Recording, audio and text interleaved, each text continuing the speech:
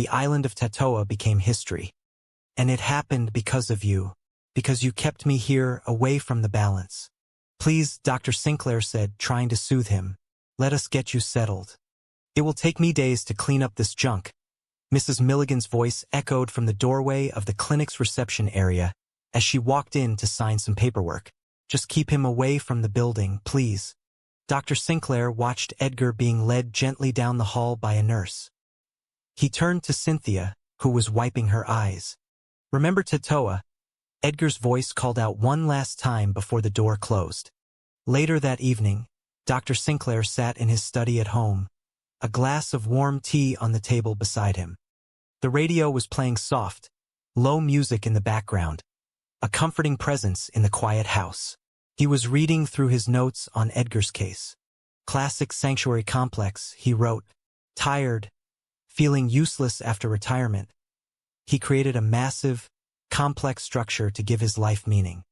It is a typical delusion of grandeur, believing that he is vital to the very survival of the world. Poor Uncle Edgar. The music on the radio faded out, replaced by the steady, professional voice of the news announcer. We bring you the evening news, the announcer said. The Mideast stalemate continues tonight as diplomatic talks enter their third week. In domestic news, of the city, it was an all-too-common sight. Yet, there was something about Edgar Witherspoon that did not fit the usual patterns. There was no hostility in him, no dark paranoia, only a strange, quiet intensity. He was indeed a most uncommon old man, possessing a secret that, unknown to anyone, reached out to the four corners of the earth. And the good doctor was about to discover just how far that secret went. Later that afternoon, Dr. Sinclair stood outside the door of apartment number 4B. The hallway was narrow, the wallpaper peeling at the corners. He knocked gently on the wooden door. Mr. Witherspoon, it is Dr. Sinclair again. May I come in? The door opened a crack, secured by a heavy brass chain. Edgar's face appeared in the opening, his blue eyes peering out cautiously. Your niece, Cynthia, she worries about you, Dr. Sinclair said through the gap. She is a very nice woman, Mr. Witherspoon. You should tell her not to worry. See, a simple solution, Edgar replied cheerfully. Thanks for coming, doctor. It has been a real pleasure meeting you.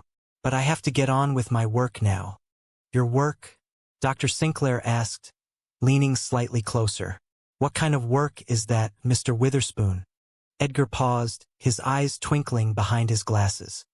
I bet you would like to know what it is, wouldn't you? Yes, I would, Dr. Sinclair admitted with a friendly nod.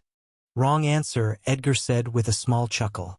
If I told you, you would think I was as crazy as Mrs. Milligan thinks I am. He looked past the doctor's shoulder, his eyes suddenly widening. You see a doll's head out there anywhere? In the hallway? You mean like this? Dr. Sinclair asked, pointing to a small cardboard box sitting near the radiator. Edgar squinted at it. Ah, no. Too big. And besides, that one is brunette. I need a blonde doll's head, and I need it in exactly 5 minutes. Dr. Sinclair frowned slightly, trying to follow the old man's logic. And what happens if you do not find a blonde doll's head in 5 minutes? Mr. Witherspoon, what is it for? Edgar looked at him with absolute, deadpan seriousness. You want Santa Barbara to fall into the ocean? If not, then stand aside, sir. Stand aside.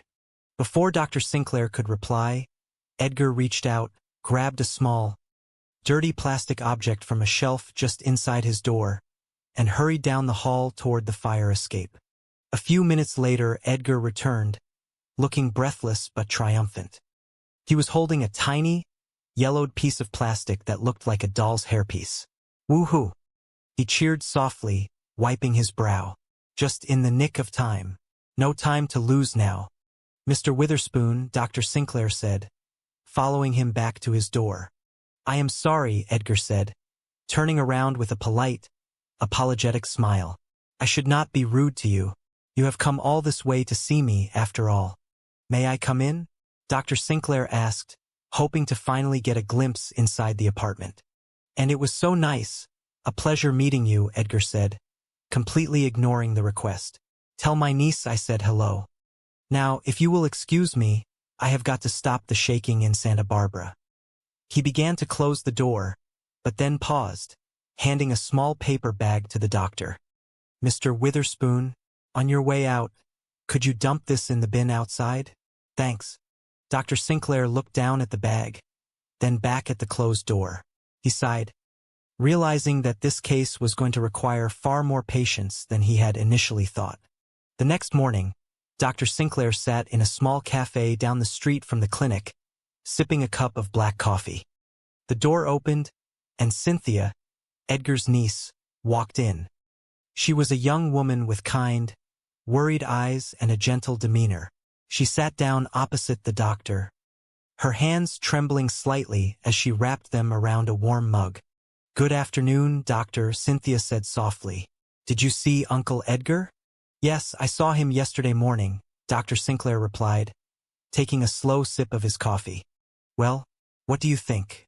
I could not exactly call it a long conversation," Dr. Sinclair admitted, choosing his words carefully. "But it was long enough to realize that his behavior is unusual." "Absolutely," Cynthia sighed, looking down at the table. "He is getting worse, isn't he?" On the other hand, Dr. Sinclair added, trying to offer some comfort, "Mr. Witherspoon appears to be quite happy, and he seems completely harmless." "Harmless?"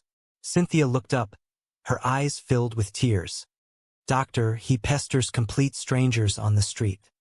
He runs after municipal garbage trucks in broad daylight. That is far from harmless. Just the other day, somebody saw him take a baby's bottle right out of its carriage when the mother was not looking. I am terrified that he will get arrested next time. He is an old man, doctor. He cannot handle a jail cell.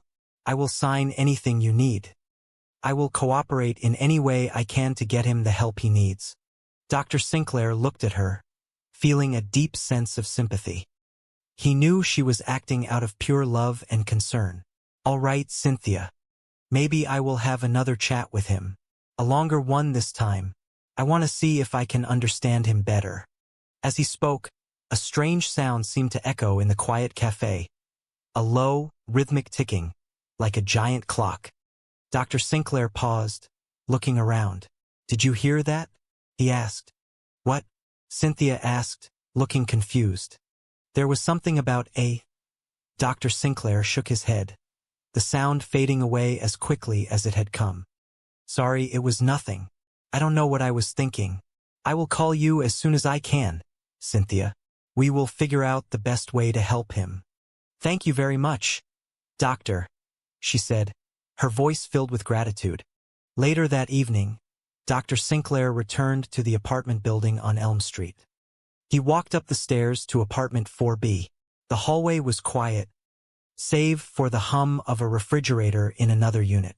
He stood before Edgar's door and knocked firmly. There was no answer. "Mr. Witherspoon," Dr. Sinclair called out. "Go away," a muffled voice shouted from inside. "I am not home. It is Dr. Sinclair, Mr. Witherspoon. I was here last week and yesterday. You remember me?" "Sorry, I wasn't home last week either," Edgar called back. Dr. Sinclair took a deep breath, adopting a firmer tone. "Mr. Witherspoon, as a medical professional, I could legally force you to open this door to me. I could involve the authorities if I must. Is that what you want?" There was a long silence. Then, the sound of several locks turning echoed through the wood. The door swung open slowly, revealing Edgar. He looked at the doctor with a mixture of annoyance and amusement. "You are a curious one, aren't you?" "Odd, you mean?" Dr. Sinclair asked, stepping slightly closer. "I mean nosy," Edgar said, stepping back to let him in. "I am paid to be nosy," Dr. Sinclair said with a small smile. "Or curious, as I prefer to call it." "Really?" Edgar asked, closing the door behind them. "Don't you think that is odd? Most people in this world are curious for absolutely nothing. They just want to know things so they can gossip. But you do it for a living. That is very nice for you. Are the hours good?" "They are reasonable," Dr. Sinclair replied.